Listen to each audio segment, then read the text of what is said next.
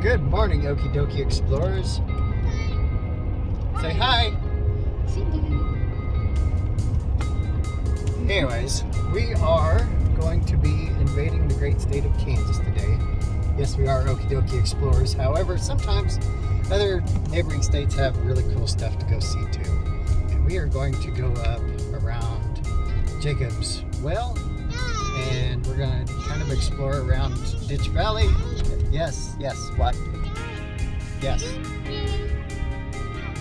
I know.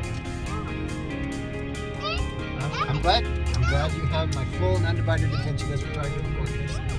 Yeah. So, anyways, Okie Dokie Explorers, buckle up, enjoy the ride, enjoy the scenery, and we'll see you at lunchtime.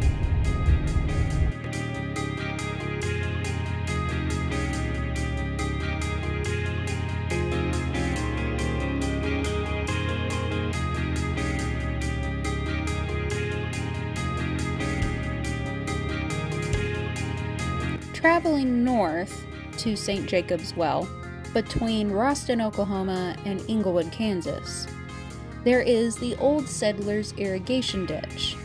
It is near Roston, Oklahoma, in both Beaver County, Oklahoma and Harper County, Oklahoma. It was constructed during 1893 to 1905. It enabled Ditch Valley to become a lush green area in contrast to the surrounding arid lands. It is about 12 feet wide for much of its 14 miles in length, and is supplied by water from a diversion dam on the Cimarron River.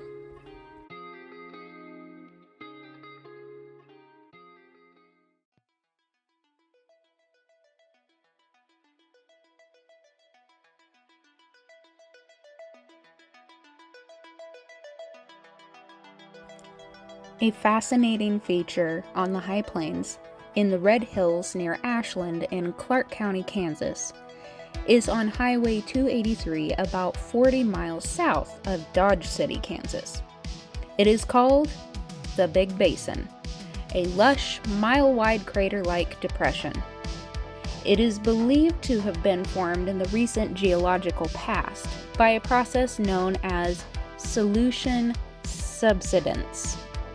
This process occurs when surface water gains access and dissolves underground deposits of salt, gypsum, or limestone. The overlaying layers of rock and minerals subside to fill the volume vacated by the water-soluble deposits. In other words, it is a 100-foot deep, 1 mile wide sinkhole. At the south rim of the basin is a country road to the east. This is where you can make your way to St. Jacob's Well. Obviously, the road here is more of a two-track trail that follows the landscape with steep grades and several washouts. While we would not call it a technical trail, we certainly would not recommend you come down this road in a car or minivan. You definitely need some ground clearance and good tires.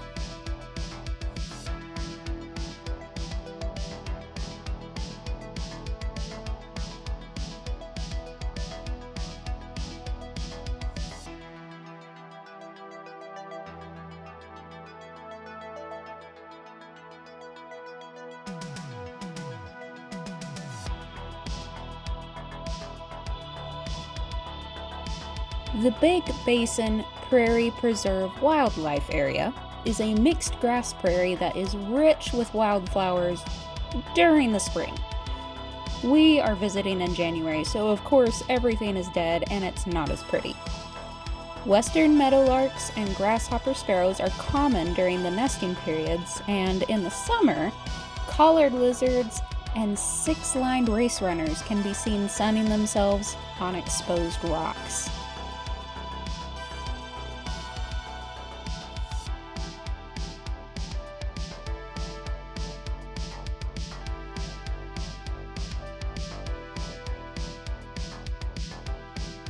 The most noticeable animals of the area, though, are bison.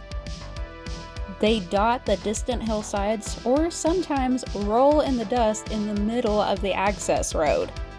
They have free access to this entire area. These large animals can be unpredictable. If you come visit, stay in your vehicle if they are close. Since there are no developed trails here, it is highly recommended to drive the roads first to locate the bison before leaving the safety of your car to enjoy a 5-mile walk on the roads. Bachelor bulls keep apart from the herd, and cows with calves can be protective. These animals don't have many natural predators for a reason. It's best not to test them.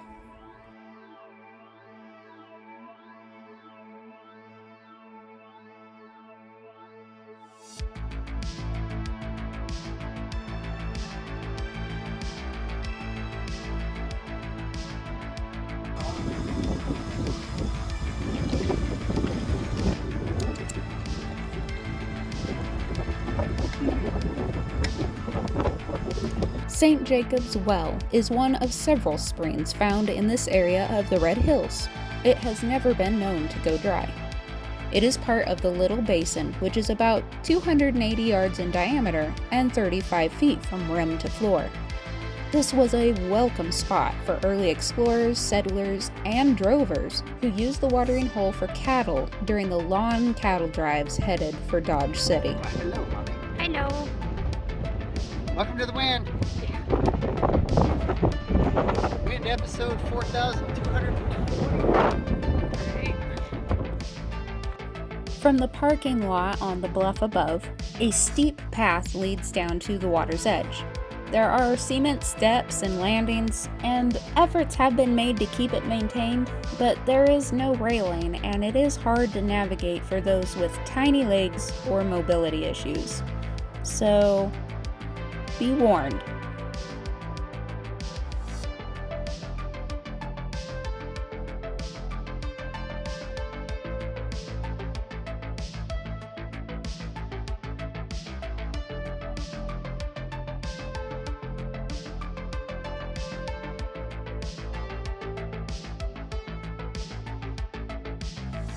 There are several spooky old folk tales surrounding St. Jacob's Well.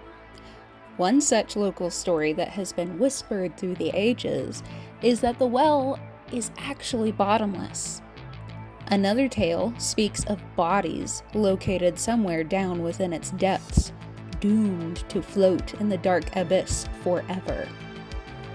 One particularly campfire-ready story about St. Jacob's Well is that sometime in the 1890s, a spectral cowboy appeared and, according to witnesses, let out, and I quote, "the most blood-curdlingest sound ever made on this here earth."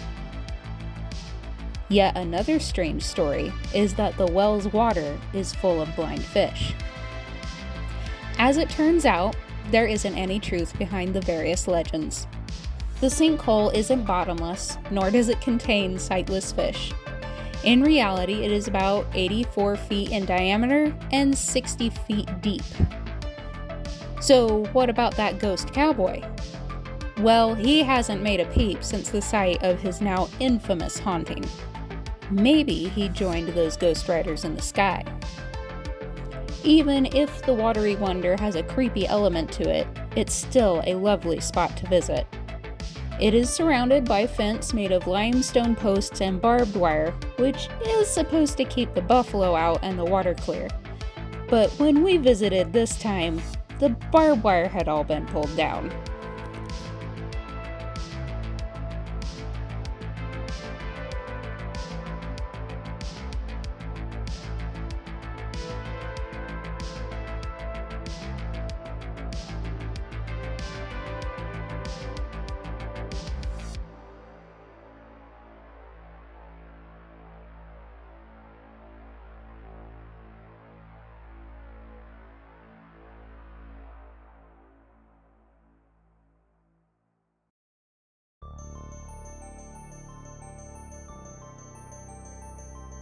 A stone pillar called the Living Waters Monument marks the highest point in the area and told travelers of old that water was available here in this dry land.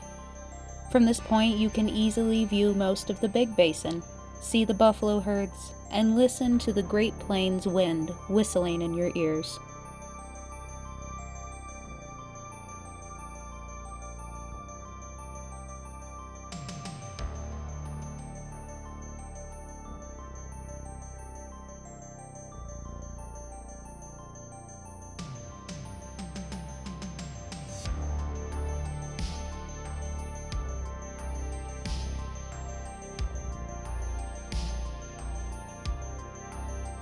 You can also see St. Jacob's Well in the distance from this point.